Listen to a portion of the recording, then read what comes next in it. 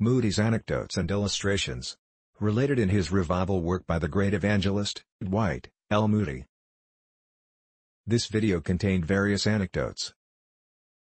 First anecdote, Moody and his little Willie. Moody and his little Willie. I said to my little family, one morning, a few weeks before the Chicago fire, I am coming home this afternoon to give you a ride. My little boy clapped his hands. Oh, Papa, will you take me to see the bears in Lincoln Park? Yes. You know boys are very fond of seeing bears. I had not been gone long when my little boy said, Mama, I wish you would get me ready. Oh, she said, it will be a long time before Papa comes. But I want to get ready, Mama. At last he was ready to have the ride, face washed, and clothes all nice and clean. Now, you must take good care and not get yourself dirty again, said Mama. Oh, of course he was going to take care, he wasn't going to get dirty. So off he ran to watch for me. However, it was a long time yet until the afternoon, and after a little he began to play. When I got home, I found him outside, with his face all covered with dirt. I can't take you to the park that way, Willie. Why, Papa? You said you would take me. Ah, but I can't, you're all over mud. I couldn't be seen with such a dirty little boy. Why, eyes clean, Papa, Mama washed me. Well, you've got dirty since. But he began to cry, and I could not convince him that he was dirty. Eyes clean, Mama washed me, he cried. Do you think I argued with him? No. I just took him up in my arms, and carried him into the house, and showed him his face in the looking-glass. He had not a word to say.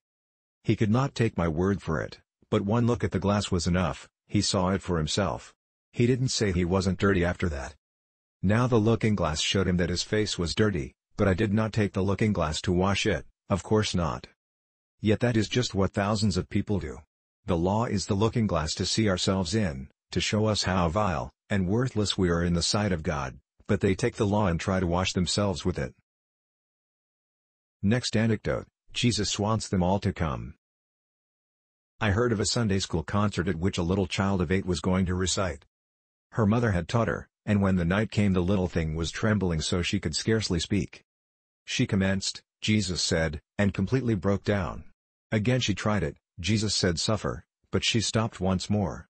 A third attempt was made by her, suffer little children, and don't anybody stop them, for he wants them all to come, and that is the truth.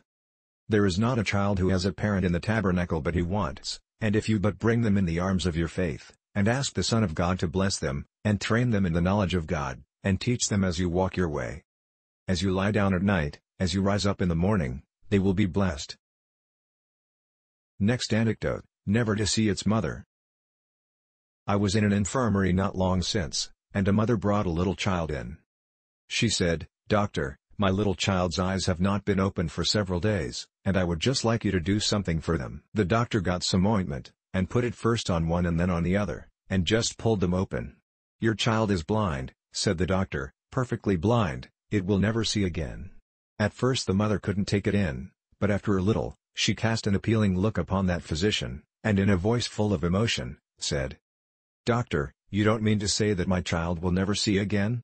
Yes, replied the doctor, your child has lost its sight, and will never see again. And that mother just gave a scream, and drew that child to her bosom. Oh my darling child, sobbed the woman, are you never to see the mother that gave you birth? Never to see the world again? I could not keep back the tears, when I saw the terrible agony of that woman, when she realized the misfortune that had come upon her child. That was a terrible calamity, to grope in total darkness through this world, never to look upon the bright sky, the green fields, never to see the faces of loved ones, but what was it in comparison to the loss of a soul? I would rather have my eyes plucked out of my head and go down to my grave in total blindness than lose my soul.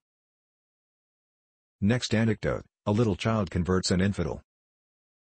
I remember hearing of a Sabbath school teacher, who had led every one of her children to Christ. She was a faithful teacher. Then she tried to get her children to go out and bring other children into the school. One day one of them came and said she had been trying to get the children of a family to come to the school, but the father was an infidel, and he wouldn't allow it. What is an infidel? Asked the child. She had never heard of an infidel before. The teacher went on to tell her what an infidel man was, and she was perfectly shocked. A few mornings after the girl happened to be going past the post office on her way to school, and she saw the infidel father coming out. She went up to him and said, "Why don't you love Jesus?" If it had been a man who had said that to him, probably he would have knocked him down. He looked at her and walked on. A second time she put the question, "Why don't you love Jesus?" He put out his hand to put her gently away from him, when, on looking down, he saw her tears. "Please, sir, tell me why you don't love Jesus?" He pushed her aside and away he went. When he got to his office he couldn't get this question out of his mind. All the letters seemed to read, "Why don't you love Jesus?" All men in his place of business seemed to say, "Why don't you love Jesus?" When he tried to write, his pen seemed to shape the words, "Why don't you love Jesus?" He couldn't rest, and on the street he went to mingle with the businessmen, but he seemed to hear a voice continually asking him, "Why don't you love Jesus?" He thought when night came and he got home with his family, he would forget it, but he couldn't. He complained that he wasn't well, and went to bed. But when he laid his head on the pillow, that voice kept whispering, "Why don't you love Jesus?" He couldn't sleep. By and by, about midnight, he got up and said, "I will get a Bible and find where Christ contradicts himself, and then I'll have a reason," and he turned to the book of John. My friends, if you want a reason for not loving Christ, don't turn to John. He knew him too long. I don't believe a man can read the Gospel of John without being turned to Christ. Well, he read through, and found no reason why he shouldn't love him, but he found many reasons why he should. He read this book, and before morning he was on his knees, and that question put by that little child led to his conversion. Thanks.